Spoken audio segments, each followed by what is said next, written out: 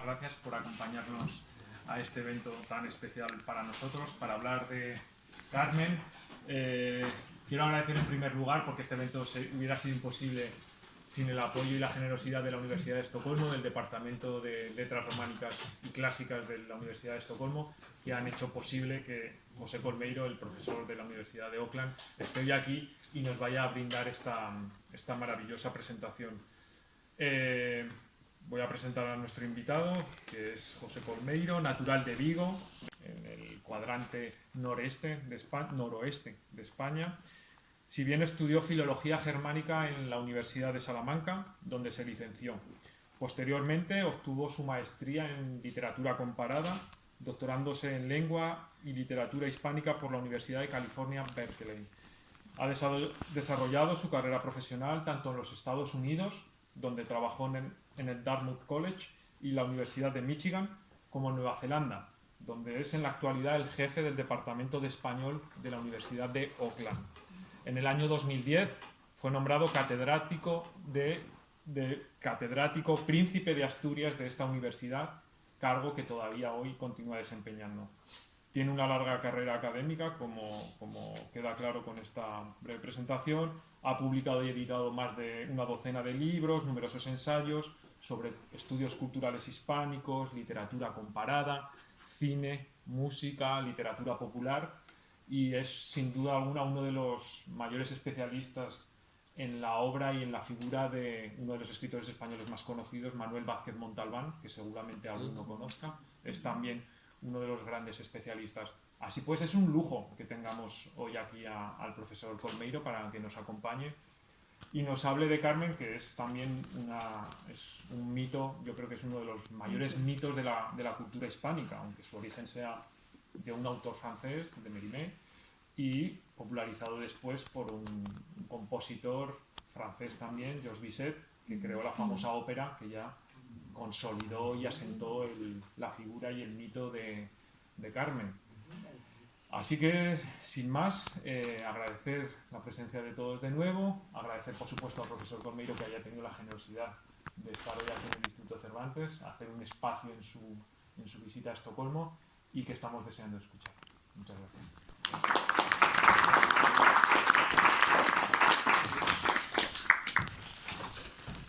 Bueno, buenas tardes. Gracias primero a Alberto y al Instituto Cervantes por esta invitación a estar aquí. Para mí es un lujo también estar aquí, un placer y un honor. Y sobre todo hablar de un tema que siempre me ha interesado y que se ha convertido casi como una pasión académica a lo largo de los años y poder compartirlo con todos ustedes. Primero quiero decirles que como es una presentación que tiene varios elementos audiovisuales de presentación multimedia, quizás hay algunas pausas para algunos de los vídeos que les quiero poner, simplemente porque son diferentes tecnologías en las que vengo preparado y las que tenemos aquí. Entonces, mis disculpas por adelantado, por favor. Bien, entonces en principio lo que me interesaría hoy es explorar algunas de las, vamos a llamar, apropiaciones culturales y reapropiaciones del mito de Carmen. Y por supuesto me refiero a ese mito que comenzó con la novela de Prosper Mérimée, pero también, sobre todo, a partir de la versión operística de Georges Bizet y sus libretistas, y luego toda la serie de versiones, primero en cine, en cine silencioso y después en cine sonoro, a lo largo del siglo XX e incluso en el siglo XXI. Pero me voy a centrar sobre todo en su reiteración en el cine español y en los esfuerzos por rehispanizar Carmen, lo cual nos puede parecer un poco contradictorio porque no hay casi nada más español que Carmen, pero lo que vamos a ver es que se trata de un mito de procedencia extranjera, aunque inspirado en España, ¿verdad? Entonces, esto será un poco parte de lo que voy a tratar. En la primera parte voy a dar un poco de contexto cultural histórico para entender por qué Carmen, cómo surge Carmen, y luego voy a dar algunos ejemplos ya más concretos de cine español. Y por eso, bueno, podemos preguntarnos, pero Carmen, ¿no está todo ya dicho sobre Carmen? Yo creo que ¿por qué profundizar en una serie de clichés o estereotipos ya después de tantos años? La construcción vamos a decir, francesa sobre todo, de la cultura española, o a veces se puede entender casi como una postal turística. Yo tendría que decir en realidad que cómo podemos no hacerlo. Es decir, es uno de los grandes mitos de la cultura española y en cuanto a mito literario, probablemente después de Don Quijote y de Don Juan, es el tercer gran mito de la literatura, no literatura española, sino de la literatura sobre España. Y de todas maneras creo que todas las construcciones nacionales de alguna manera son definidas en contra o por otros también. Entonces, bueno, voy a empezar sintetizando un poco esto con algunas imágenes que creo que nos pueden ayudar a entrar dentro de lo que es el mito Carmen y sobre todo el estereotipo Carmen. En primer lugar, bueno, una postal vintage de Carmen, en la que podemos explorar un poco ese campo semántico de diferentes significados, ¿verdad? La artista gitana temperamental, en este caso Carmen Amaya, el encanto misterioso, fascinante de los gitanos o romaníes, definidos como otros exóticos internos en la imaginación europea. Por cierto, ¿se me oye allí atrás? ¿Se puede escuchar? Vale, muy bien. Entonces la pasión del baile flamenco, los zapatos de cuero rojo, el sonido cautivador de las guitarras españolas, el ritmo de las castañuelas, la sensualidad de las cigarreras y el tabaco importado de las colonias exóticas, lejanas. Ese embrujo oriental, hablaremos un poco de esa idea, del embrujo oriental de Andalucía, ¿no? Ese imaginario de referencias semi-orientales, ¿verdad? Sevilla, los antiguos palacios árabes de Granada, la gran mezquita de Córdoba, todos, por cierto, lugares fundamentales en la novela de Prosper Mérimée, Carmen, ¿no? Es casi como un viaje turístico por Andalucía, por el sur de España, ¿no? Empieza en una y termina en Sevilla, ¿no? Pero pasa por Córdoba, pasa por Granada, incluso Gibraltar está también en el itinerario.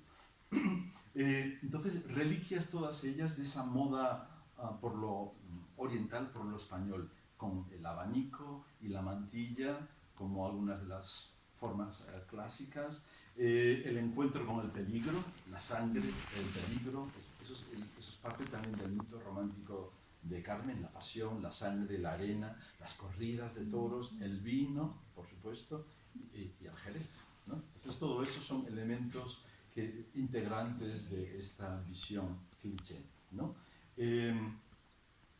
Todo eso y además la visión de la mujer española, una mujer supuestamente libre, independiente, o por lo menos que desafía las normas culturales, ¿verdad?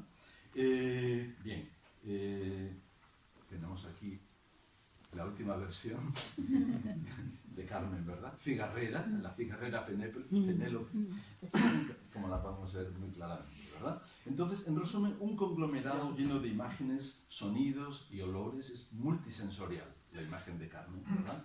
Desbordados que intoxicaron la imaginación europea desde el siglo XIX. Este mosaico de representaciones es una parte intrínseca del mito de Carmen, un sistema casi como autónomo de signos, que aún perdura en la actualidad.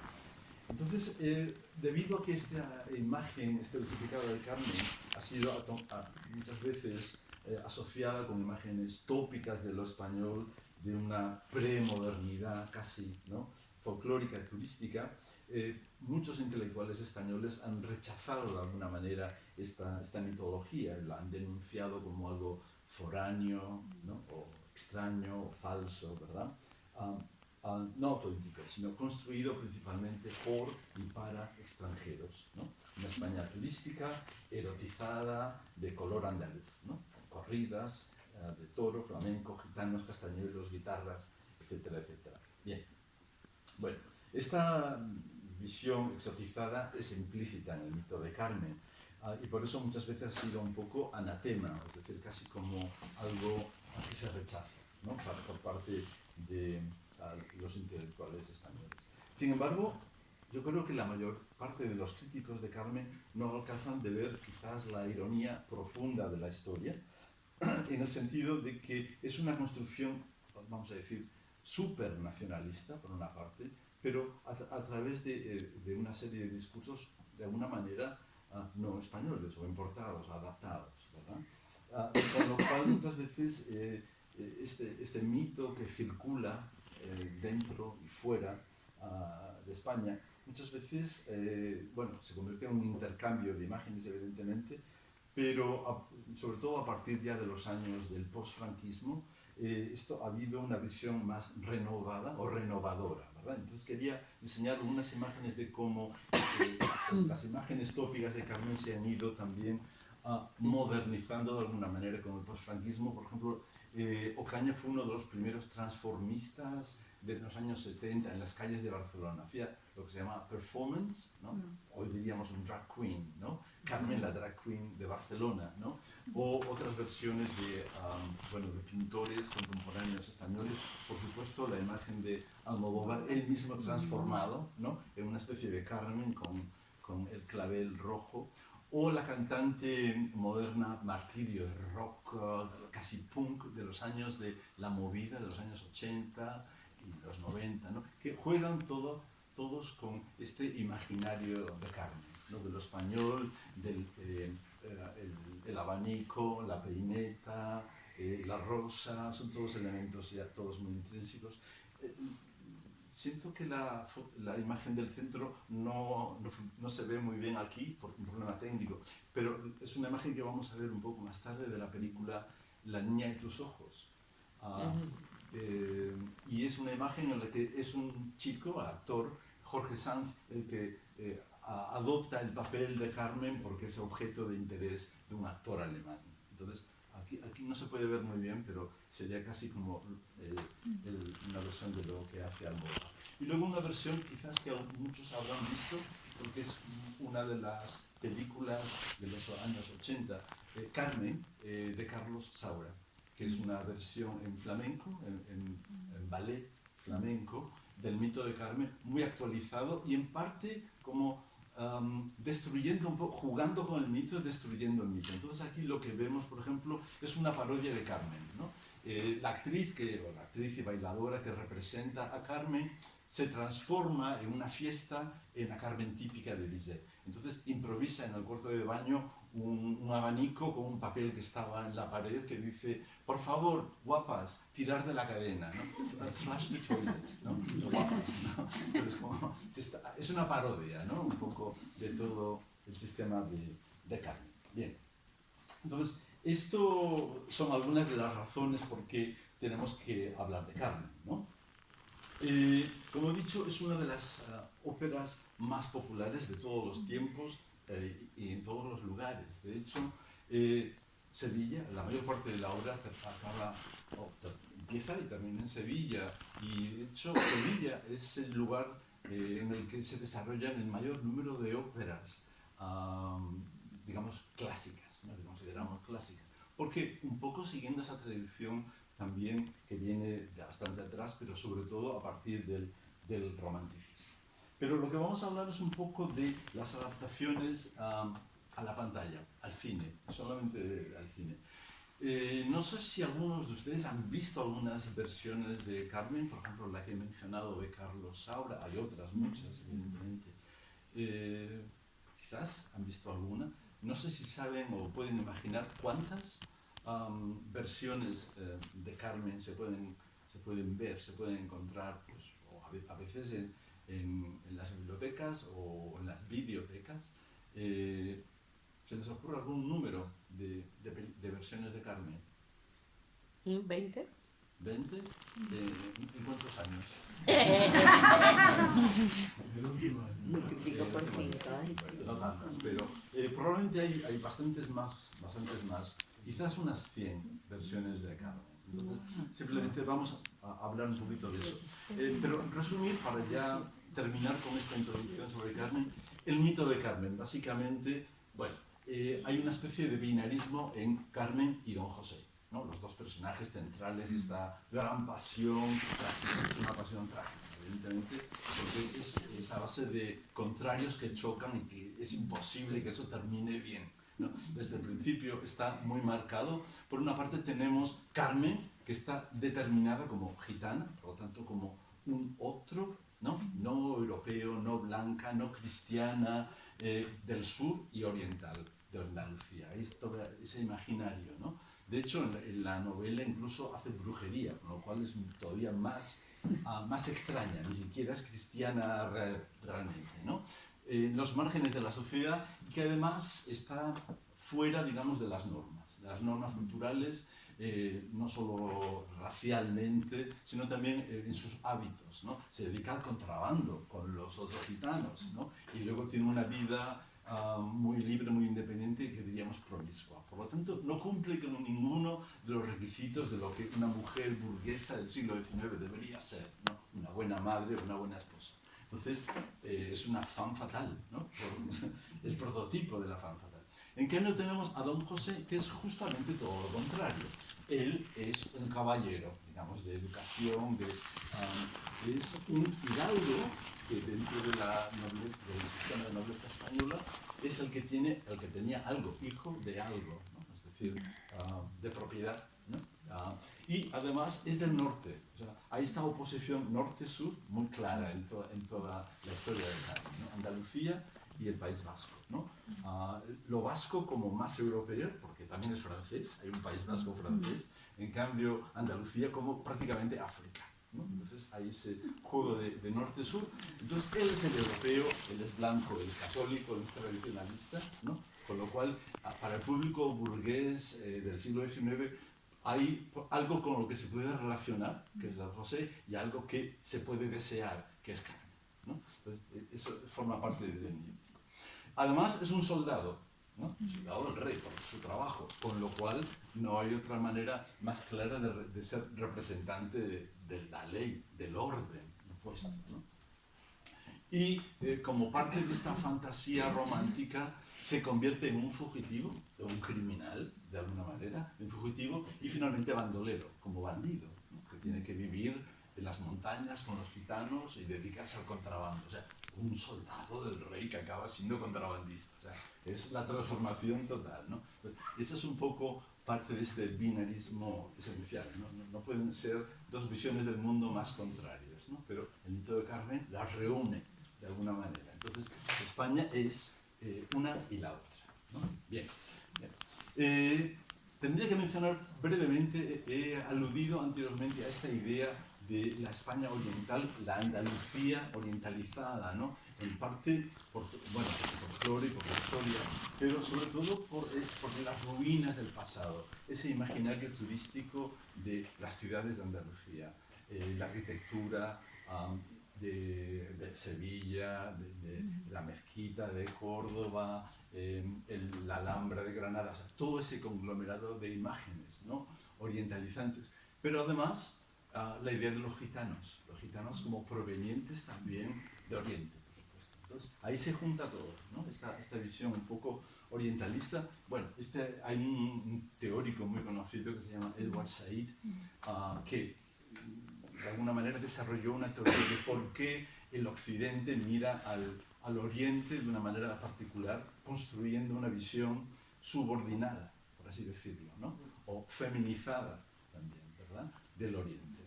Esto ocurre en la misma época, digamos, del imperialismo, sobre todo en el siglo XIX. Y no hay que olvidar que en el siglo XIX España ha perdido su imperio, gracias a Napoleón, entre otras cosas, ¿no? Por la invasión francesa. Entonces, Francia llega a su momento de máximo esplendor imperial, económico y político, y España al revés. Entonces, hay una alternancia, digamos, de poderes en ese momento, con lo cual conviene que España sea un país oriental en el siglo XIX. Bien. Vamos entonces a hacer estas son algunas de esas imágenes del exotismo oriental típico, ¿no? Las postales de Doré, de Gustave Doré, ¿no? Que no solamente hacía gitanos, también hacía Don Quijote y otros muchos, ¿no? Entonces tenemos este imaginario, ¿no?, orientalista. Bien, vamos entonces a hacer un pequeñito repaso de lo que ha sido Carmen en el cine. Estos son algunos ejemplos simplemente de la primera década del siglo XX. Claro, en esta época muchas de estas películas eran cortos, pero no todas, ¿no? Y nos puede parecer curioso, cine mudo y Carmen, ¿no? O sea, sobre todo Carmen se popularizó como ópera, o sea, como música y como temas, como el aria de Carmen, la habanera de Carmen, todas esas músicas que todo el mundo reconoce. Claro, pero hay que darse cuenta que el cine mudo en realidad no era mudo. Es decir, la representación del cine era siempre con música. Había un pianista que tocaba música, había algo siempre, o incluso había un narrador que contaba lo que estaba ocurriendo en las imágenes. Entonces, realmente el cine mudo no era mudo. Esto hay que tenerlo en cuenta. La tecnología no estaba ahí para incorporarlo todo, pero la representación en el teatro sí que era multimedia, podríamos decir, ¿no? Para la época. Bueno, entonces como vemos desde el principio hay muchas versiones diferentes tanto europeas como americanas, y a partir del año 15 más o menos es cuando empieza a haber un pequeño boom. Algunos de los grandes directores del cine de esa época hacen su versión de Carmen. El primero, Cecil B. DeMille, que es el gran director norteamericano de las épicas, es el inventor del cine moderno casi. Y el mismo año, en 1915, ¿verdad? La primera, Cecil B. DeMille con Geraldine Farrar, que era la gran diva de la ópera de esos años. Y el mismo año, Charles Chaplin hace una burla de Cecil B. DeMille en un corto que se llama Burlesque con Carmen, ¿no? Entonces es una parodia ya desde el principio, ¿no? Y al mismo tiempo hay otras más, ¿no? Algunos de los directores de esa época, como Raoul Walsh, eran muy conocidos, que hizo incluso dos. Entonces, esto es todo, como vemos, cine español, cine europeo, americano, pero también latinoamericano. Hay versiones en Argentina, versiones en México, en diferentes partes, ¿no? Esto solamente es algunas de las múltiples imágenes. Aquí tenemos la Carmen de Cecil B. DeMille, y inmediatamente al lado era una cupletista de cuplés, música popular, que hizo su Carmen en Francia, ¿no? Entonces todas estas son de cine, vamos a decir, silencioso. ¿Qué pasa? En los años 30 lo más importante que ocurre es un salto tecnológico, ¿no? Con la llegada... Vamos a echar para atrás esto un poco. Con la llegada del cine sonoro y toda la tecnología que se incorpora nuevamente. En estos años también es la época, digamos, del cine, se supone que es la época del cine clásico español, la época de los años republicanos, en las que los técnicos y los actores habían viajado mucho precisamente por la nueva técnica del cine sonoro, y viajaban a París o viajaban a Hollywood para hacer versiones sonoras de las películas, ¿no? Esto es algo que ocurre mucho en los años 30. Y el caso que voy a mencionar, que me parece muy interesante, es esta doble versión de Carmen, la de Triana, con Imperio Argentina. Imperio Argentina era la gran diva del cine español de los años 30 y en general del cine latino, porque sus películas se veían a lo largo de todo el mundo. Había hecho películas con Carlos Gardel, había hecho películas con Maurice Chevalier, era la gran diva, cantante y actriz. De hecho, hay un director francés muy conocido que se llama François Truffaut, que decía, el cine español es la sonrisa de Imperio Argentina. O sea, tan identificado estaba en el imaginario popular Imperio Argentina. Y era argentino, o sea que también, a pesar de que es tan asociado al cine español, nació en Argentina porque sus padres eran actores también. Entonces, mientras sus padres viajaban, ella... Pero mantuvo su doble nacionalidad toda su vida. Pero el caso interesante es que en el año 38 hizo dos versiones de la misma película. Y no en España, las hizo en Alemania. Y luego mencionaré el porqué. En 1938 estamos en el medio de la Guerra Civil Española.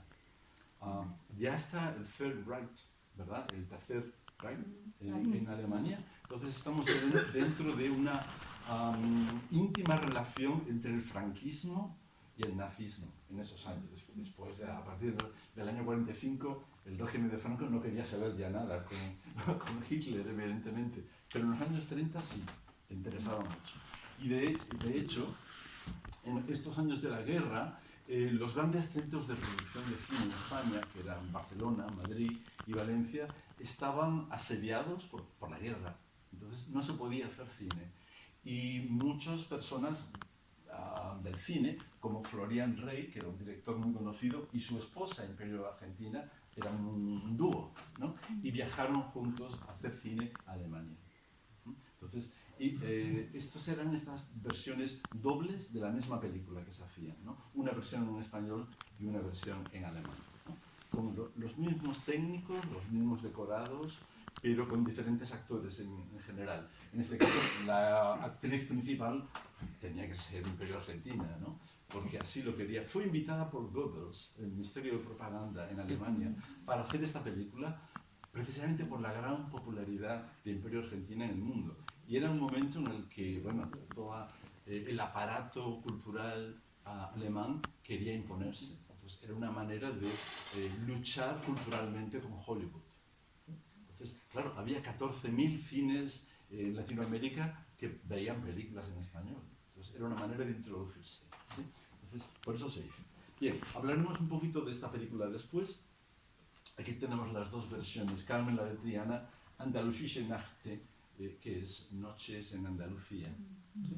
Noches en Andalucía, entonces es una versión libre. Esto, digo, en los años 30, que es esta época dorada del cine. Luego, a partir de los años 40, 50, que es la época de los grandes estudios, ¿no? Los grandes estudios, de las grandes producciones, vamos a ver que se producen sobre todo dos muy importantes en Estados Unidos. Una con Rita Hayworth, que aunque no sé si lo saben, pero era española, Rita Hayworth. Se llamaba Rita Cansino, pero Hayworth era más Hollywood. Entonces hacía el papel de Carmen, y años más tarde una versión, la primera versión con todo una producción de actores negros, ¿no? Afroamericanos, que es Carmen Jones, ¿no? De Otto Preminger. Es la película que ganó todos los Oscars ese año, la música muy famosa, adaptada a la realidad de la guerra en Estados Unidos, ¿no? Entonces, bueno, pues Carmen, en lugar de trabajar en una fábrica de tabaco, trabaja en una fábrica de ¿qué hacen? Paracaídas. De paracaídas. Y don José, Joe, no, en este caso, bueno, es bombardeador de en un avión, ¿no? Todo esto se adapta entonces al mundo, a la realidad de su momento, ¿no? Y la película que me interesa y que voy a comentar después un poquito es la que se hace en España, Carmen la de Ronda, que es, como si dijéramos, un remake, es una versión nueva de Carmen la de Triana, la de 1938, 20 años más tarde, ya en un momento histórico político diferente, estamos ya casi en los años 60, estamos en los grandes momentos de los grandes estudios, y el estilo de la película de Sara Montiel es una multiproducción nacional. Hay actor española, pero Sara Montiel era ya la gran diva latina de los años 50. Era la actriz que más ganaba dinero en esos años en el mundo. Había hecho películas en Hollywood con Cary Grant, con Clark Gable, Veracruz, entonces muy afamada, y entonces fue una nueva versión, ¿no? Una coproducción para un momento histórico nuevo también, en la que España estaba intentando abrirse, ¿no?, al mundo después de los años de la guerra y los primeros años de la posguerra. Entonces era un instrumento cultural también y político. Bien, entonces aquí tenemos algunas de estas imágenes que he mencionado. La Carmen hay también una Carmen argentina que es casi como una parodia de la Carmen la de Triana, que es aquella Carmen. Y luego estas dos que he mencionado, Carmen Jones, que va a ser un poco la base de muchas otras Carmenes que van a venir después, sobre todo norteamericanas, ¿no? Hay una Carmen Hip Hopera, Carmen Hip Hopera de MTV, que se basa también en Carmen Jones, por ejemplo. Entonces sí, y esta es la versión de Carmen la de Ronda. Entonces pasamos de los 50 a los 60 y vemos que también el mito se va adaptando a las realidades culturales y a los estilos y a los géneros que prevalecen en cada época. Entonces en los años 60 de repente tenemos pues, los spaghetti western. Entonces tenemos Lomo, el orgullo y la vendetta, que es una versión Carmen en el oeste, por así decirlo. Y tenemos también una versión, está aquí Carmen Sí, Carmen Baby, que es una de las primeras películas eróticas de los años 60. Entonces, también se va adaptando hay una versión neorrealista, Carmen, la del año 61, que es el cine de la época también, de los años 60. Entonces, como vamos viendo, se va adaptando más o menos a las épocas. Esta es la versión erótica, Carmen Baby. Sí, claro. Bien, y luego ya entramos ya en la época, esta es no hay necesidad de explicarlo, ¿no? Es un spaghetti western, ¿no? Es película de vaqueros, pero basada en el mito de Carmen, por supuesto. Y si pasamos, bueno, y hay animación, por supuesto, y hay todos los géneros que se pueda uno imaginar. A partir de los años 70 y 80 hay otra pequeña explosión de cánones, sobre todo, no sé si se nota, en el año 83-84, es cuando varios grandes directores de cine europeo de esa época, lo que se llama cine de autor. Aquí tenemos a Peter Brook, Jean-Luc Godard, Carlos Saura y Francesco Rosi, cada uno de ellos el gran director nacional de esa época, ¿no? Italiano, español, francés, ¿sí? Cada uno de ellos hizo su Carmen, casi como el mismo año, ¿sí? Esta es la versión de Plácido Domingo y Julia Misen, ¿sí? La de Francesco Rosi. Bueno, hay una razón que es puramente económica. En el año 1983 se terminaron los derechos de autor de Jules Bizet. Se cumplió el último, el último libretista que había trabajado con Bizet llevaba 70 años muerto, con lo cual se había liberado el copyright, ¿no? Entonces de repente esto es libre, ¿no? Y entonces se hicieron todas estas versiones. Quizás las dos más conocidas es la de Saura y la de Rossi. La de Rossi porque es realmente la ópera, es decir, la ópera pero situada en localizaciones auténticas y bueno, con muchísimos medios, muy bien realizada. Y la de Saura porque es completamente diferente, es una rehispanización, ¿no? Podemos decir, del mito de Carmen porque es el baile flamenco. Hay como una tensión entre la música de fondo de Bizet y el flamenco que quiere aparecer, ¿no? A surgir. Entonces es una versión muy interesante la que surge aquí en los años 80. Y luego ya si saltamos un poco ya a partir de estas son las imágenes que quería comentarles, ¿no? Bueno, hay también, para los que conocen el cine español un poco más, en los años 70 había el Destape, que era un poco anterior al cine erótico, porque en España no estaba prohibido, no estaba permitido, pero hay Carmen Boom, que era como un pre-cine erótico de España. Entonces pasamos ahora ya a los años 90, hasta la actualidad, en el que lo que vamos a ver son nuevas versiones de Carmen, pero sobre todo, quizás las más interesantes son las que provienen de las colonias, por ejemplo las que vienen de África, ¿no? Hay una Carmen postcolonial de Senegal, esta Carmen Gay de 2001, y hay otra más reciente de Sudáfrica, que es su Carmen Ekayelista, que las dos son en su lengua propia también. Y sí, mencioné antes la hip hop de Beyoncé, que es la versión de MTV. Y la película que sí voy a mencionar brevemente al final es la de Fernando Trueba con Penélope Cruz. Sí, La niña de tus ojos, que seguramente se estrenó aquí porque tuvo mucha repercusión, ganó como 18 Goyas. En la historia del cine español es la película que más Goyas, más premios ha recibido, ¿no? Por todo, básicamente. Actuación, música, cinematografía, todo, vestuario, por supuesto. Lo tiene todo, ¿no? Es una gran película, pero es muy interesante que ocurre ya en un contexto político y económico muy distinto. Estamos ya en los años 90, en plena apertura de la Unión Europea, y es una película completamente que juega un poco con una visión ya mucho más europeísta, ¿no? Mucho más global, incluso yo diría, ¿no? La niña de tus ojos. Bueno, mencionaremos un poquito sobre eso. Ahí tenemos algunos de estos ejemplos, ¿no? de las películas. Bien, entonces voy a ver solamente un poquito algunas de estas imágenes y poner algunos de los vídeos para que se comprenda un poco. Básicamente estas son las que me voy a fijar un poco. A ver si vamos para atrás.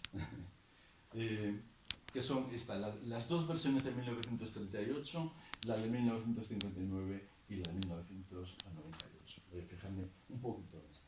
Bueno, la primera es la doble película de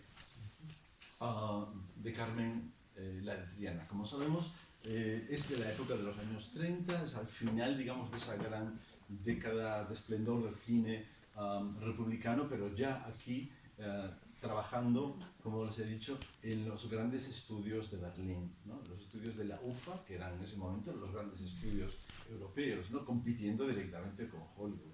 Hay que recordar que muchos de los grandes directores que asociamos con el cine norteamericano escaparon de allí, ¿no? O sea, que se llevaron pues Fritz Lang, por ejemplo, o Vigor, tantos otros, ¿verdad? Bien, entonces, esta película yo creo que explica bastante esta doble dinámica, ¿no? De una película que a mí me parece que más que simplemente un musical, es un musical, por supuesto, es folclórica también, pero sobre todo es una película que se puede leer como una alegoría de propaganda también, ideológica, de la época a favor de el nuevo régimen que está surgiendo en España, ¿no? Es una película bélica por detrás de todo, ¿verdad? Hubo un intento de varias coproducciones entre estos directores españoles, Florian Rey, por ejemplo, y Benito Perojo, eran dos directores españoles muy afamados en esa época. Los dos se fueron a Berlín y los dos se fueron con sus actrices preferidas, ¿no? En el caso de Florian Rey con Imperio Argentina, que era su esposa, ¿no?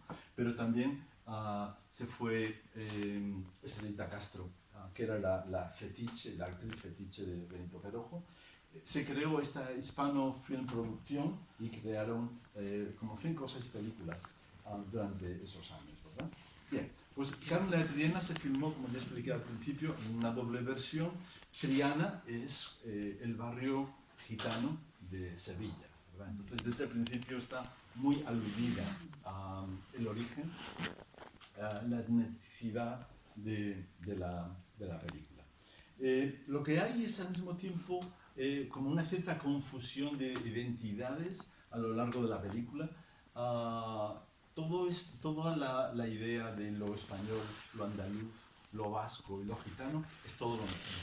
Dentro de este conglomerado no hay identidades particulares, hay una sola, única nacional, ¿no? Esto forma parte del nuevo discurso del franquismo también, ¿verdad? En la que no hay diferencias.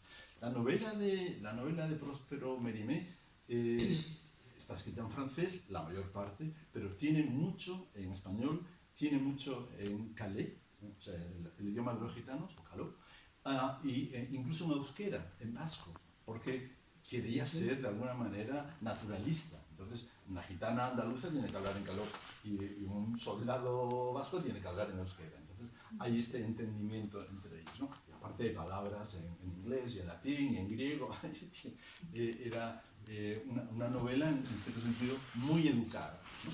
Como correspondía a Mérimée, que era un historiador. Bueno, entonces, todas estas diferentes identidades aparecen como completamente difuminadas o inexistentes, por así decirlo. Viene a ser todo lo mismo, ¿verdad? Y al mismo tiempo, la españolidad frente a lo extranjero también aparece como desaparecida. Ya les he dicho que Imperio Argentina, para empezar, no era ni española, ¿no?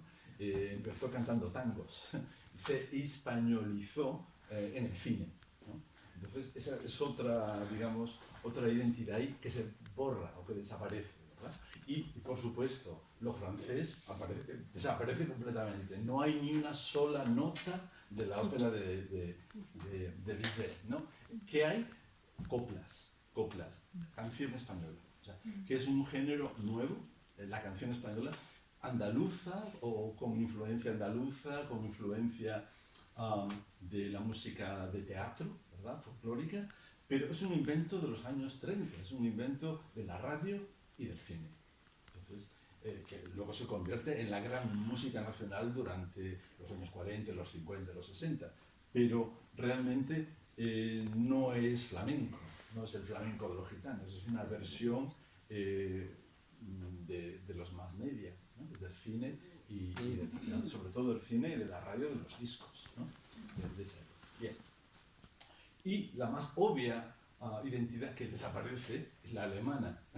Es una película hecha en Alemania, con técnicos alemanes, producción alemana, dinero alemán, tecnología alemana, cinematografía alemana, todo en alemán, pero sin embargo, aparentemente eso está todo como borrado, ¿no? Es una españolidad muy, muy, muy marcada la que se ve ahí. Incluso la identidad de Don José como vasco es negada. En una frase dice: no soy vasco, soy de Navarra, ¿no? Lo cual es muy importante, porque durante la Guerra Civil, claro, Navarra estaba del lado del general Franco, ¿no? Pero el País Vasco estaba del lado de la República. Entonces era muy importante que Don José dijera: no soy vasco, soy de Navarra. Entonces, hasta ese punto, ¿no? se demuestran estas diferencias. Bien, entonces mi perspectiva francesa, que es marcadísima en la novela y por supuesto en la música, aparece allí, y ni tampoco lo alemán. Entonces vamos a ver un pequeño ejemplo. Lo que pasa es que para ver este ejemplo nos vamos a tener que salir de aquí. Estas son simplemente algunas de las imágenes. Esta es la famosa sonrisa del cine español, ¿no? Que, como decía François Truffaut, es la imagen que se vendía de España. Ahí está, ¿no? La sonrisa del interior. Si me permiten, voy a salir de aquí, me voy a escapar. Y vamos a ver una pequeña imagen de un pequeño videoclip de la película. La canción. Lo que pasa es que lo vamos a tener que poner un poquito más alto, ¿no? Vamos a ver. La canción que vamos a escuchar se llama Los Piconeros. Es una canción compuesta para esta película que se ha convertido ya, digamos, en parte clásica del repertorio de la copla o de la canción española, y que va a aparecer en todos los remakes que vamos a ver después. Los Piconeros. Vamos a escuchar un poquito de la canción, a ver qué tal está el volumen.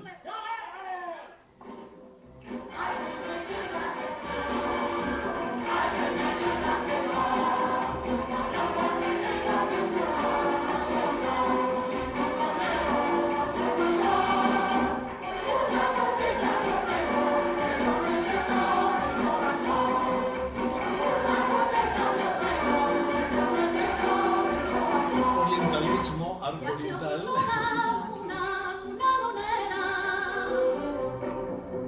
Ya ha abierto su ventana la piconera, y el piconero a la tierra cantando con el lucero.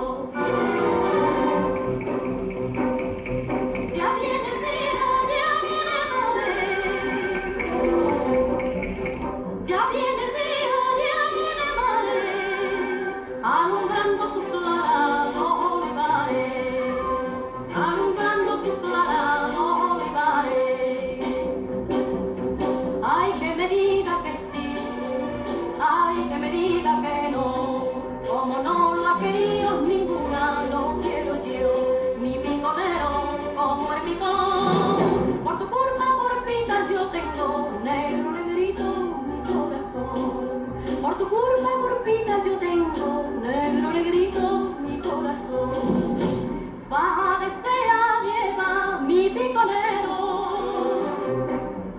y un marsellí bordado de terciopelo, madre, y en el sombrero una cinta que dice: por ti me muero. Bueno, vamos a ver, ya es suficiente. Se lo tienen que imaginar cantándolo en alemán. Porque hizo toda la película, aprendió fonéticamente alemán para hacer la película.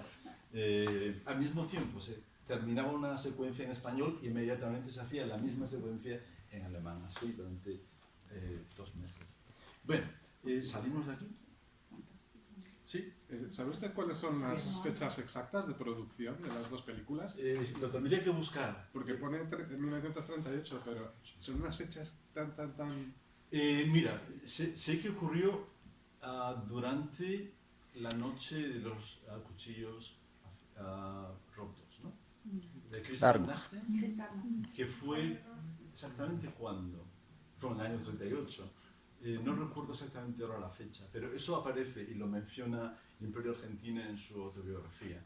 O sea, se puede documentar. Yo ahora mismo no lo sé exactamente, pero sí que fue en el año 38. Sí.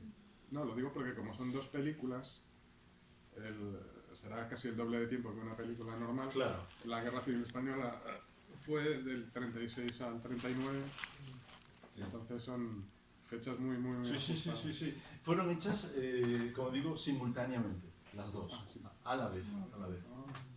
Sí. O sea, tenían los decorados ya preparados, entonces cuando terminaba una secuencia en español, se retiraba y entraban los otros y volvían a rodar.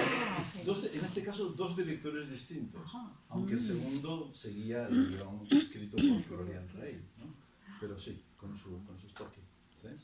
Bueno, volveremos un poquito más sobre eso. Bueno, como digo, es una película un poco de transición por el hecho de que está en ese momento de cine de republicano, folclórico, musical, pero también un poco ya como una alegoría de la guerra y del nuevo orden que se quiere implantar en España, ¿verdad? Es decir, los viejos códigos del cine republicano y los nuevos códigos del franquismo, ¿verdad? Entonces se recurrió a esos códigos muy populares del cine folclórico como una forma de propaganda encubierta de los principios. Y al mismo tiempo, en esta narrativa, Carmen tuvo que ser adaptada, nacionalizada, por supuesto, y ajustada al nuevo orden. Y esto, de hecho, serviría como el modelo, o uno de los modelos, para el reciclaje interminable de lo que se llamaba la españolada, ¿no? Es decir, la obra, sobre todo de cine, también de teatro, de temática andaluza casi siempre, ¿no? Pero que de alguna manera creaba una identidad sin fisuras, ¿no? Lo que estamos viendo aquí es que realmente había muchas fisuras por debajo de esa creación, ¿verdad? Y de hecho, hay estos elementos extraños, no todos están completamente integrados, ¿no? Bien. Bien, vamos ahora a saltar a la otra, el primer remake, por así decirlo, Carmen la de Triana, Carmen la de Ronda. Incluso el título tiene un cierto eco, una cierta sonoridad, pero Ronda, por supuesto, aquí cambia porque Ronda es otro lugar, digamos, arquetípico de Andalucía, aunque en la novela de Mérimée casi no se menciona. Pero aquí el momento pasa a ser ya, se adelanta a la época de la invasión francesa. Y Ronda es uno de los puntos de resistencia popular, las guerrillas, frente al invasor francés. Entonces la narrativa ocurre como una exaltación de lo nacional frente a lo francés, ¿no? Que es muy curiosa porque Sara Montiel interpreta a Carmen, pero Don José es un soldado francés. Entonces, todo lo que hay de seducción, todo ese juego amoroso, implica también adaptarse a un nuevo escenario internacional, ¿no? Es el de los años 50, España ya está dentro de las Naciones Unidas y tiene que crear un nuevo lugar para ellos. Bien, entonces aquí coincide con un nuevo momento, al final de los 50, al principio de los 60, el sistema restablecido de un cine transatlántico que existió en los años 30, que después, durante la guerra se interrumpió, evidentemente, los primeros años de la posguerra, pero que en los años 50 y 60 volvió con muchísima fuerza. El cine, digamos, hecho para la exportación por Latinoamérica. Las grandes estrellas como Sara Montiel, Lola Flores, los niños maravillosos, Joselito, Marisol, todos estos hacían un cine que se vendía muy bien fuera de España. Folclórico, ligero, ¿no? Bien, pues juega un poco con todo esto. Además, Sara Montiel, como he dicho, ya era una diva de éxito internacional, había hecho muchas películas fuera de España, pero no era solamente, digamos, una empresa económica próspera, sino también, sino en muchos sentidos, era un elemento importante dentro del proceso de coaptar, por así decíamos, la identidad cultural española y exportar una imagen nacionalizada y homogeneizada del español, que resultó muy útil para la legitimación política internacional de Irak. Es una producción internacional, como he dicho, y un elenco de estrellas de cine españolas, francesas, italianas y mexicanas en sus respectivos Star Systems, ¿verdad?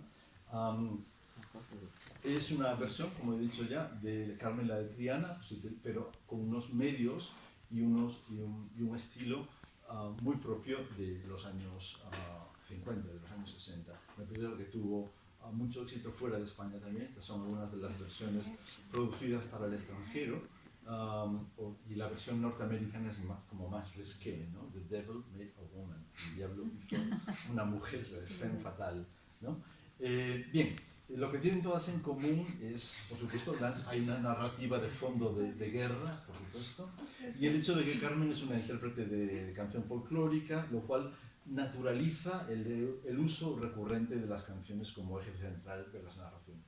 Todos estos remakes tienen esto en común. Se cantan las mismas canciones que cantaba Imperio Argentina en la película de los años 30, pero una interpretación muy diferente. El estilo ese natural y simpático de Imperio Argentina cambia completamente. El estilo de Sara Montiel es seductor, erotizado, glamoroso, con mucho maquillaje, mucho color, mucha peluca.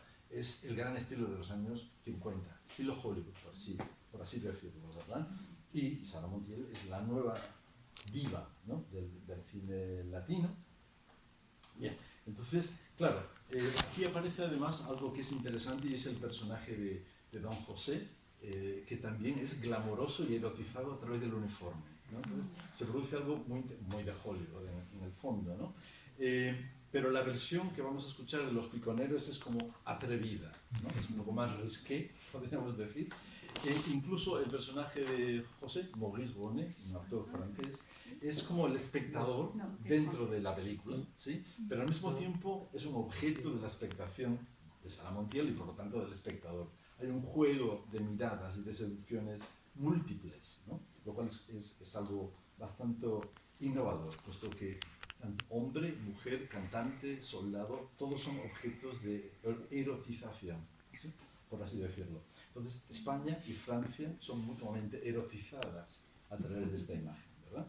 Y todo esto, bueno, colores muy saturados, ¿verdad? Eastman color, uniformes y ropa muy atractiva de época, etcétera, ¿verdad? Entonces, mientras que yo diría que la Carmen, la de Triana, la versión anterior, era una tensión sexual bastante moderada, aquí la tensión sexual es explosiva, excesiva e incluso subversiva para las pautas de la moralidad de la época, ¿no? Por esta razón se ha argumentado que la película ofrece una actuación de microresistencia sexualmente disidente. Esto lo ha dicho disidente. Vamos a ver. Tengo que salir de aquí otra vez para ver el vídeo de Sara Montiel. A ver si...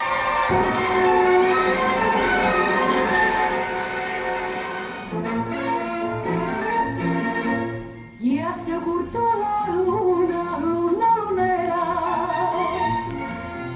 y ha abierto su ventana la piconera madre, y el piconero va a la sierra cantando con el lucero, con el lucero. Ya viene el día, ya viene madre, ya viene el día, ya viene madre, alumbrando su cara los olivares, alumbrando su cara los olivares. Ay, que me diga que sí, ay, que me diga que no, como no le ha querido ninguna, le quiero yo, mi piconero, como el picón. Por tu culpa, culpita, yo tengo negro negrito mi corazón. Por tu culpa, culpita, yo tengo negro negrito mi corazón.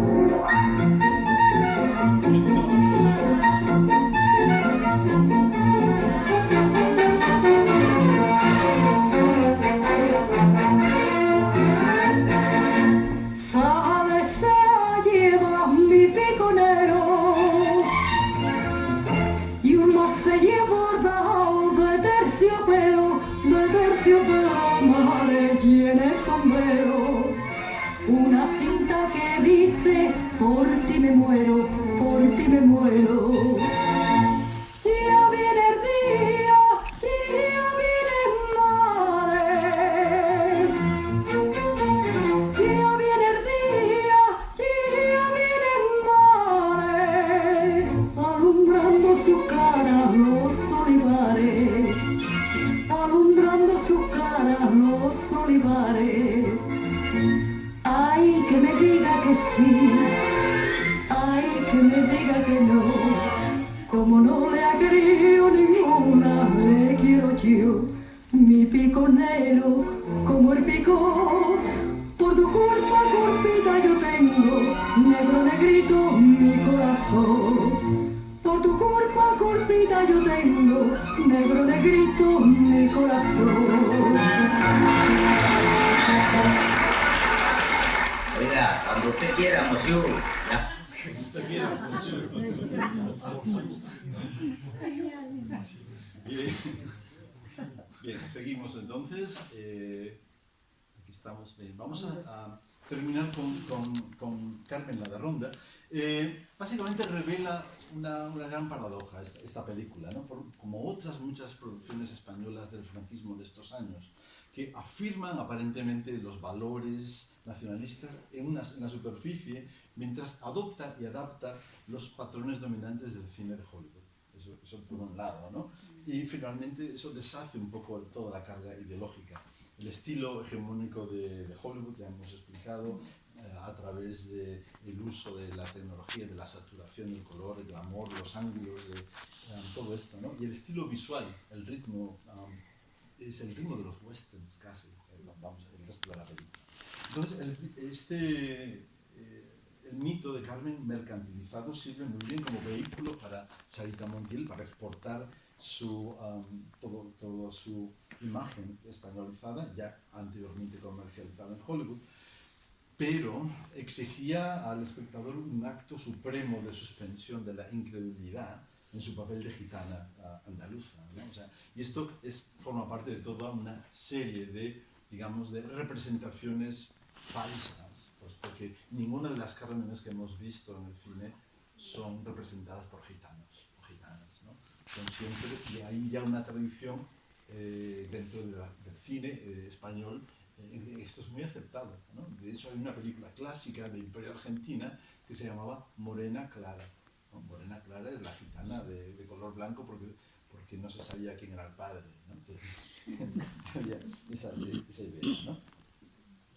Al mismo tiempo, los códigos cinematográficos, el exceso visual, sentimental del melodrama de Hollywood y el tratamiento camp de la diva del Star System permiten esa erotización y experimentación de los deseos incluso no muy claramente expresados, pero reprimidos, con lo cual se abre la posibilidad de lecturas alternativas de la película en oposición a la ideología ultraconservadora franquista.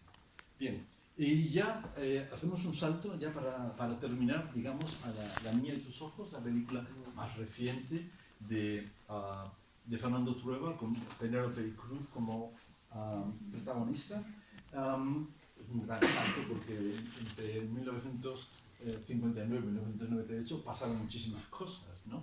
Un cambio de la dictadura a la democracia, de modernización, democratización, etcétera, pero dentro de la historia del cine también.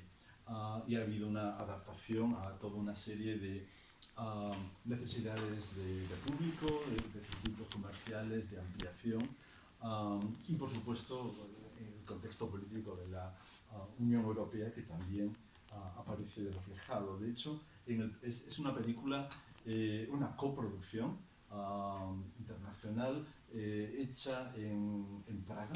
En realidad está toda rodada en Praga porque se supone que ocurre en Berlín. La niña de tus ojos se supone que es un remake del original de la película que hizo Imperio Argentina en Berlín, pero como una versión metaficcional, es decir, nos enseña cómo se hizo, ¿sí? Como detrás de la cortina, ¿no? Entonces vemos por una parte lo que está haciendo, pero al mismo tiempo es la película dentro de la película, de cómo se hizo, ¿verdad? Entonces hay ese continuo pasar del español al alemán, por ejemplo. Entonces a veces Penélope Cruz canta en español y a veces tiene que cantar en alemán. No canta ninguna de las dos veces, hace playback. Creo que en español se llama playback, en inglés se llama lip syncing. Lo hace muy bien, gana un Oscar por hacer lip syncing. Entonces, bien. Juega entonces con remake de las dos, de la película de Carmen la de Triana y la de Andalucía, ¿no? Juega este doble papel.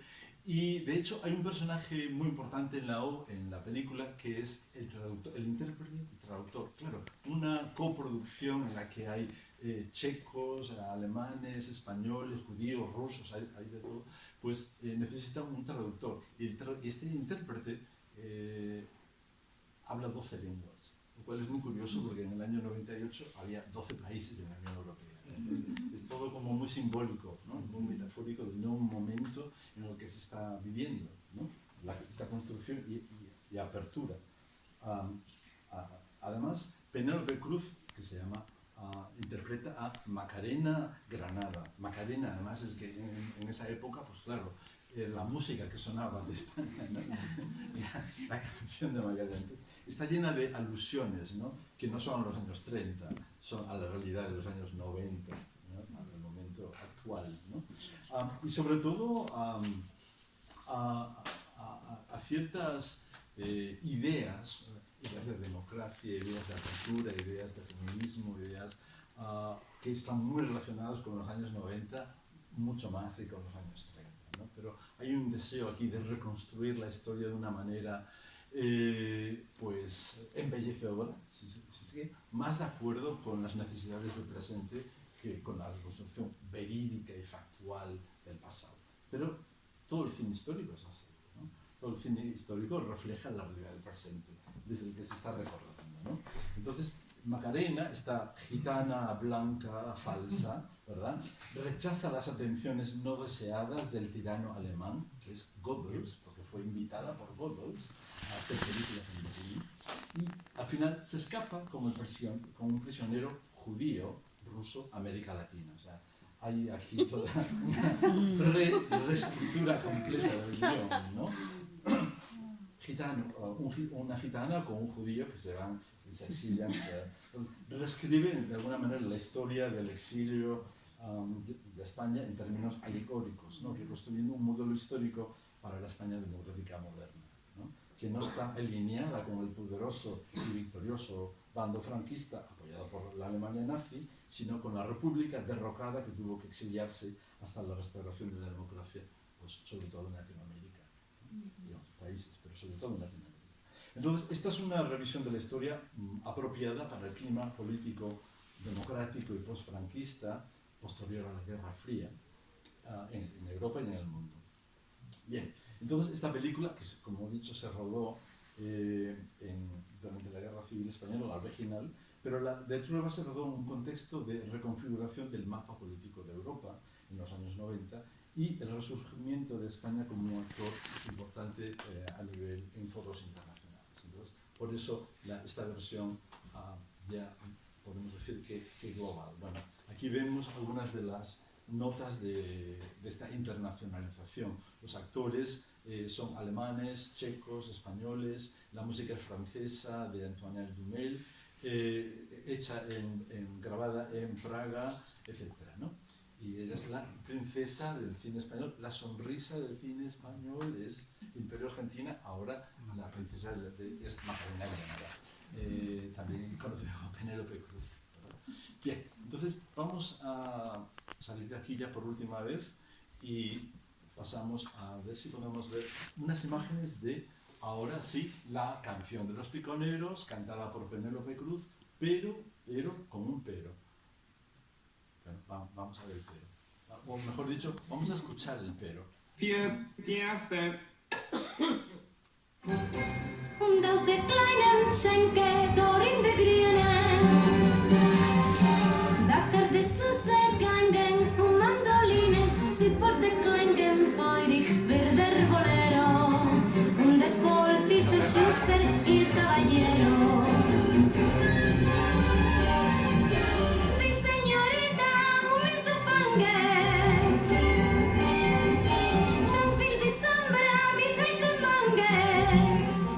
sie mit dem Blicken den sus coquete und es singen im Barnen die Kastagnette. Wenn du mich heute nicht küsst, tut es dies morgen so leid, denn mein Herr hat ab morgen für dir gar keine Zeit und darum rate ich dir voll lieber jetzt. Will es morgen wohl lieben es fragen, will es dir sagen, bin schon besetzt. Will es morgen wohl lieben es fragen, will es dir sagen, bin schon besetzt.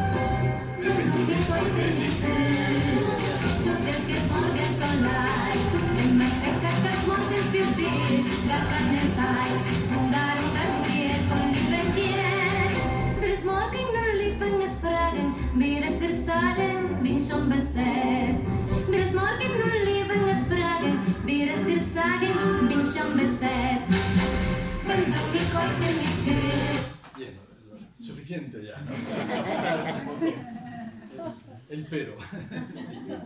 Bueno, la película básicamente subraya esa construcción de identidades culturales desde una perspectiva contemporánea, a través de la narración histórica y la reconciliación de la identidad moderna de España posfranquista con Europa.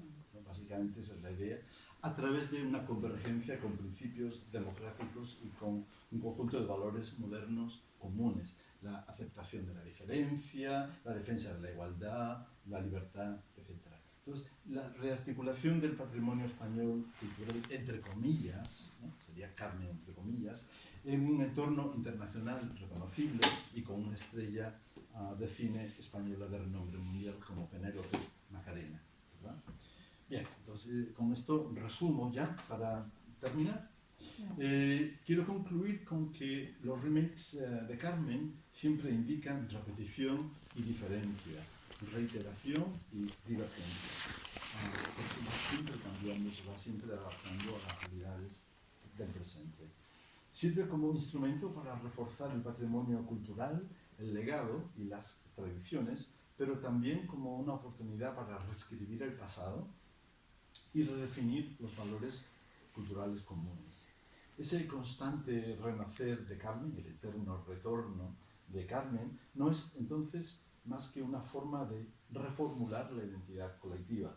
Y ese eterno retorno siempre es igual y siempre es diferente, de acuerdo a esas necesidades siempre cambiantes del presente.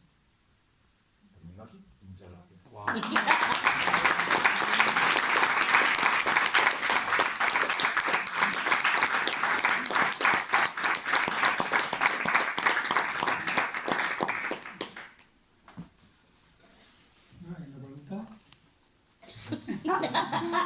Nos hemos pasado un poquito. La pregunta es, siguiendo la secuencia de todas estas versiones de Carmen, ¿por qué un personaje tan recurrido en el siglo XX como que se ha esfumado en el siglo XXI? ¿Esfumado? Sí, es la impresión que me da, ¿no? Quizás esté equivocado. Siempre está ahí todavía. O sea, de hecho, si hacemos una revisión de todas las películas de Carmen, en el siglo XXI ha habido como por lo menos unas 15. 15, sí. Y llevamos solamente 19 años. O sea que seguramente habrá algunas más. Yo no creo que haya habido una debilitación del mito de Carmen en absoluto. Lo que hay es una diversificación, cada vez va en diferentes rumbos, ¿no? Y a veces viniendo también de diferentes lugares. Ya no viene tanto necesariamente de los grandes cines nacionales europeos o de Hollywood, sino muchas veces, como decía, viene del cine de India. Hay un Carmen Bollywood, hay varias Carmenes africanas, hay una Carmen ucraniana que es también postcolonial en cierto sentido, después de la desaparición de la Unión Soviética. O sea que surgen también en lugares insospechados, ¿no? Cuando se dan las condiciones para ello. Y es un mito que es fácil de recurrir porque es un mito muy reconocible y entonces se puede adaptar a múltiples situaciones. Hace poco he visto una Carmen holandesa que casi yo no conocía. Entonces sigue habiendo bastantes. He visto también una muy reciente que se llama Carmen, que es una representación de Carmen con coches destruidos en un cementerio de automóviles. O sea, sea que no creo que haya desaparecido. No, No, yo me guiaba solo por la Hombre, secuencia había suya, ¿no? momentos así como de especiales, ¿no? Como los años 80, en el que de repente surgen en el mismo año como 4 o 5 películas, ¿no? O sí, hay momentos especiales, ¿no? Pero no creo que haya una decadencia del mito. Ahí continúa. Y de hecho continuamente se está viendo hablar. Jennifer López va a hacer una nueva película de Carmen, estamos esperando. Entonces, será la primera Carmen puertorriqueña.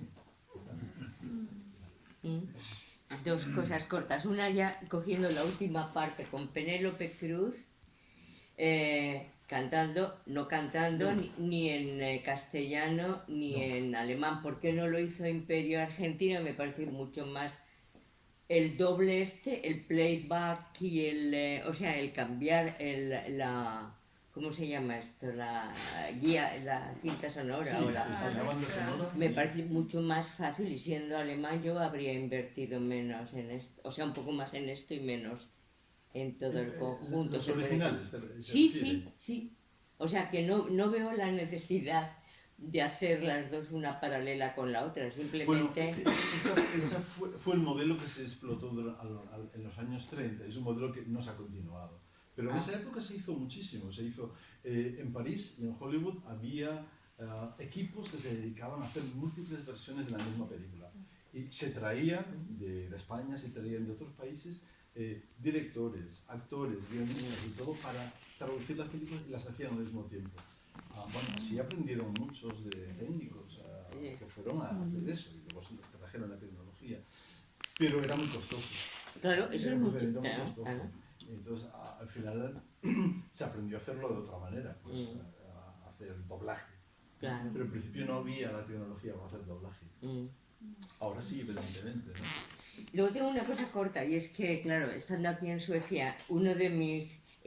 ya lo sé que no es cine, es ballet, pero como al principio haces una introducción de una serie de historias en las que caen diferentes formas de cultura, para mí el Culver Ballet con Ana Laguna hizo un Carmen que es verdaderamente, internacional y súper bien. O sea que si, no sé, si lo metes al principio también. Porque Ana... Bueno, es cierto. No, pero es que al principio lo introduce... mencionado que sí que es un mito que atraviesa géneros, ¿no? Evidentemente. Y en el teatro, pero he tratado en esta presentación de centrarme solamente en el género, porque yo nací... No, ya, pero al principio como le haces una serie de cosas por allí, pon a Ana Laguna. Le ponemos una nota.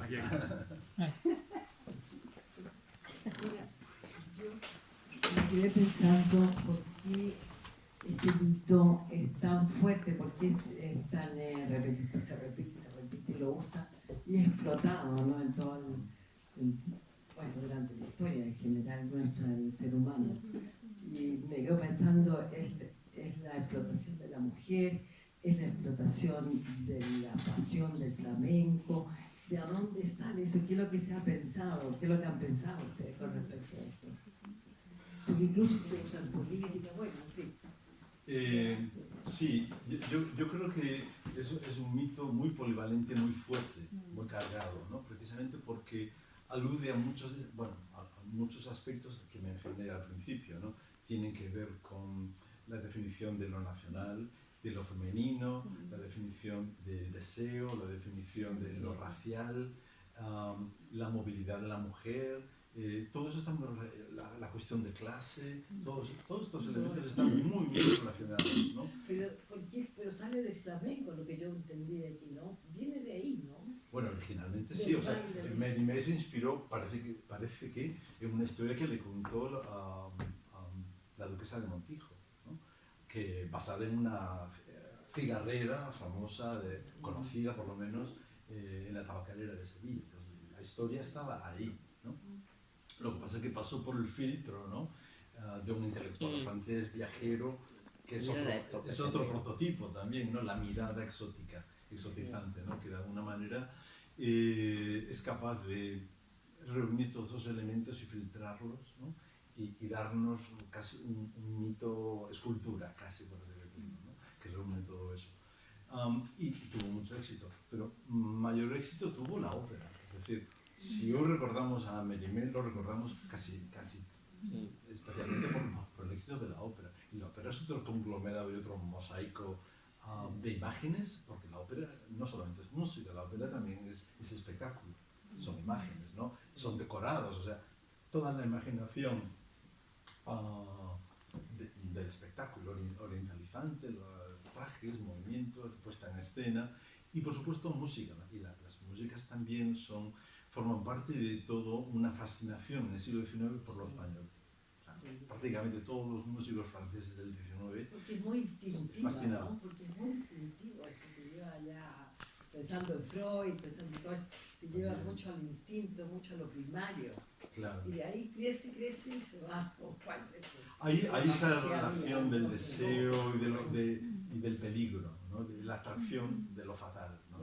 Está muy claramente definida ahí. Y es algo muy romántico. Es decir, en la época romántica tenemos que pensar, es la época, estamos pensando sobre todo en Francia, pero también en Inglaterra, en Alemania y en Estados Unidos, que son los grandes centros devoradores de la España andaluza exótica, los viajes de todos estos, ¿no? De George Borrow, de Washington Irving, Tales of the Alhambra, todas estas historias, ¿no?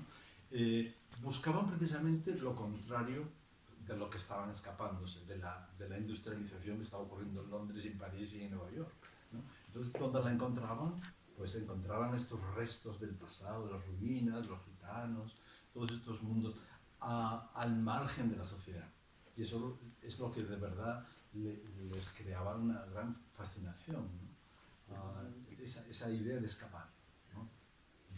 Una imagen muy romántica. Y España como algo premoderno, que todavía no había llegado a la época de la industrialización, ¿no? Por eso iban a Sevilla, no iban a Barcelona. ¿Sí? Tenía otra pregunta, ¿no? Y esto sería retornando un poco a la ópera, ¿no? ¿Por qué incluye una manera que si se ejecuta, es sobre todo en el norte de España o en La Habana, en una historia que se supone que es en el sur de Andalucía? Sí. ¿Qué pasa? ¿Por qué ese fenómeno cultural? Bueno, pasan muchas cosas. Hay lo que se llamaban las canciones de ida y vuelta, las músicas de ida y vuelta, que venían de Latinoamérica y iban a España. El bolero es un ejemplo clásico. El bolero, una música del siglo XVIII que se modificó en México o en Cuba, vuelve a España. Entonces, son músicas de ida y vuelta. La habanera es un ejemplo de eso también. Una música, y el tango también, o sea, son músicas que aunque tienen un origen muy claro, muy histórico, las raíces de las que provienen se alimentan en muchos lugares distintos. La habanera en la que se inspira Bizet escribió la habanera inspirándose en una composición de un músico vasco-cubano, se llamaba Iradier. Que se hizo muy popular en Francia, y era una música que se escuchaba en los bares en Francia. Entonces él adaptó esta melodía muy popular que se asociaba sobre todo con los burdeles. Entonces estaba asociada con los barrios bajos, la música de los burdeles, de los bares de noche. Entonces eso en la ópera fue un escándalo. Cuando se estrenó Carmen en París en 1870 fue un escándalo, no solo por el hecho de que una mujer fumara en escena, que fuera asesinada finalmente, que tuviera relaciones con varios hombres. Todo eso era horrible, horrible, horrible. Para el público de la ópera comique, que era un público acostumbrado a un tipo de ópera o más clásica o más cómica, pero no de este tipo de ruptura de todos los órdenes culturales. O sea, ¿ella qué hace? Roba, hace contrabando, o sea, todo lo prohibido lo hace en escena, ¿no? Entonces se veía como lo contrario digamos, del buen orden. Entonces, la música de la habanera ayudaba a crear esa imagen también de la mujer fuera del orden. O sea, musicalmente era una mujer exótica, casi una prostituta, musicalmente. A ver, una última pregunta aquí. Sí. una pregunta un tanto personal, ya que tú vienes de Galicia.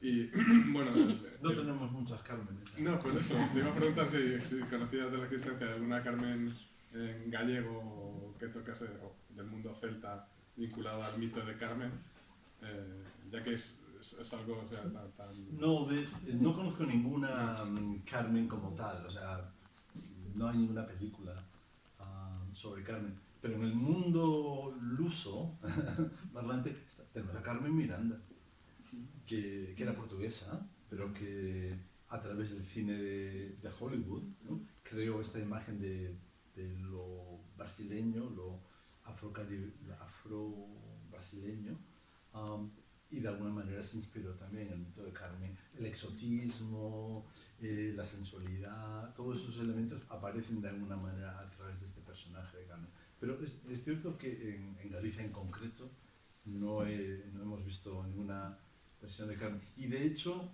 habría como un cierto rechazo, ¿no?, porque eso se vería un poco como otro ejemplo de estas imágenes tópicas, estereotipicadas de lo que no somos, ¿no? Entonces, creo que sería difícil encontrar una Carmen. Quizás en un futuro se podría hacer quizás una versión, ¿no?, un replanteamiento del mito de Carmen, pero hasta ahora no lo hemos visto. Yo creo que sería quizás incluso más probable que hubiera una Carmen vasca, porque el subtexto vasco de Carmen está ahí, en la superficie, ¿no? Entonces, habría que hacer una Carmen en euskera. Yo soy vasca, pero no. Y Carmen, pero no. Vasca, el don José. Sobre todo el don José Vasco. No soy vasco, soy de Navarra. Una pregunta, sí.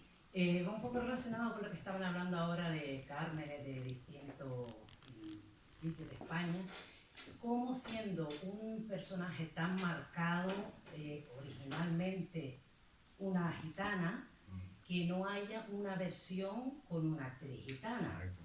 Concretamente está Sara Montiel o Margarita Díaz, que son contemporáneas de Lola Flores, y no haya una versión con una actriz donde saque la raza gitana en un personaje tan marcado por un mito gitano.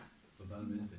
Estoy completamente de acuerdo. Y no existe todavía, pero ni en España ni fuera de España. Yo creo que hay ya una tradición, como decía al principio, en la que se acepta, ¿no?, que el papel del gitano en el cine folclórico, el cine musical, sea interpretado por una gran diva. Entonces, eso es algo que ha sido aceptado ya por tradición. Entonces, a nadie le extraña que lo haga Penélope Cruz. Claro, Lola Flores era una gran... Por lo menos, sí, Lola Flores era de una tradición gitana auténtica. Sí. Que digo, si habría alguna causa que no permitiera, no sé, en la época que no se permitiera eliminar a una actriz gitana o una artista gitana interpretar el papel. Sí, seguramente que no encontraron la persona adecuada para hacerlo. Gran estrella, tenía que ser gran estrella. Y Lola Flores sí que cantaba, aunque sobre todo era bailarina y actriz también. Lo hubiera podido hacer. Claro, por eso es que es una artista tan marcada de esa gitana, que es como un poco, hubiera sido como más ideal que Sara Montiel, quizás. Sí, Sara Montiel es una impersonificación, podríamos decir, ¿no?, de Carmen, totalmente, bueno, fuera de tono, ¿no?, incluso, pero muy adecuada a los patrones de la época, ¿no? Yo creo que es eso. Pero también es... No, pero yo te digo que seguramente... Le podrían poner una gitana. La pregunta de ellos, seguramente por... Tú dices discriminación, ¿no? Sí, yo me atrevo a mencionarlo, pero puede que no haya sido. Yo no. Porque los gitanos sabemos que... Porque todo tiene un fondo político, igual. Es muy camuflado como tú quieras, pero es político. Y una gitana en una pantalla en esos años era imposible. Pero estaban en otras partes. O sea, como artistas estaban... Estamos hablando de esto y esto está en todo el mundo. Pero sobre este modelo nos choca especialmente porque quiere representar un personaje gitano. Pero es cierto que en general eran siempre actores y actrices, ¿no?, que de alguna manera impersonaban, ¿no? Ese era el modelo habitual hasta esos años. Lo que nos puede extrañar es que ahora mismo no haya habido todavía una versión nueva con una apertura, digamos, a que los propios gitanos interpreten su propia historia. Que seguramente, no lo han hecho en cine, pero seguramente en otras versiones, en otras representaciones, sí que lo han hecho, pero no en el cine. Bueno, sí. ¿Sí puedo? Sí, estaba comentando sobre una versión de Carmen que echa una bailadora flamenca que se llama Pastora Galván, que sí tiene raíces flamencos, y la obra se llama La Francesa. La francesa, claro. Puede ser, no sé, también como una... ¿Es de baile o sí, de baile? Claro. Sí, bueno, de flamenco. En flamenco hay muchas, en flamenco se han hecho muchas, pero no se han pasado al cine, curiosamente. Hay otro que tiene también una coreógrafa finlandesa que se llama Kari Martin, que trabaja mucho con el flamenco. Ella hizo King Carmen con inspiración de Kill Bill, pero en versión de Carmen muere como 9 veces, tío. Pero eso también es obra de teatro y de danza. Claro, está. Bueno, ya por terminar, muchísimas gracias. O sea, yo creo que ha sido una presentación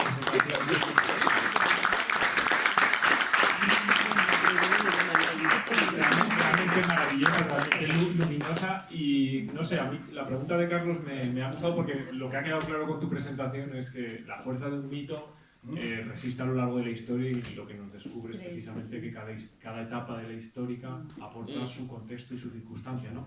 Y Carlos, la pregunta de Carlos me ha hecho reflexionar por qué es verdad, puede ser, desde su perspectiva, que no haya tantas representaciones de Carmen contemporáneamente. Imagino que también estaba pensando yo que tiene que ver con los momentos de lo políticamente correcto. Este personaje femenino está construido desde lo masculino, la erotización de la mujer y demás. Yo creo que ahí enraiza que políticamente no sea correcto ofrecer películas de este tipo. Pero sin embargo he pensado como el valor de Almodóvar, ¿no? de un director como Almodóvar es capaz de reconstruir ese mito, y estaba pensando en Todo sobre mi madre. Por ejemplo, Tony Cantó, el personaje de Tony Cantó, que es un travesti, pero que representa a la mujer fatal, porque es capaz de atraer a todos los hombres y de llevar la fatalidad, ¿no? A la historia, pero que tiene un magnetismo como tiene Carmen, ¿no? Entonces quizá puede ser que, digamos, solo desde la transgresión, como Almodóvar, o desde Fernando Trueba, ahora mismo no se puede hacer una Carmen tradicional o convencional, ¿no? No sé si... Sí, estoy de acuerdo. Hay otra Carmen que se hizo hace unos años con Paz Vega, la hizo Vicente Aranda. Y esta es una Carmen rompedora, del año 2003 o 2004 más o menos. Y es una Carmen más inspirada en Mérimée que en Bizet, pero acentúa sobre todo el aspecto provocador. Yo creo que incluso demasiado provocador, porque tiene un matiz un poco casi, yo diría que sensacionalista, ¿sabes? De provocar al espectador, casi. Bueno, hasta cierto punto tiene sentido, ¿no? Pero yo creo que también influye, es parte del estilo de su autor, ¿no? De provocar. Está bien. Pues muchísimas gracias a todos.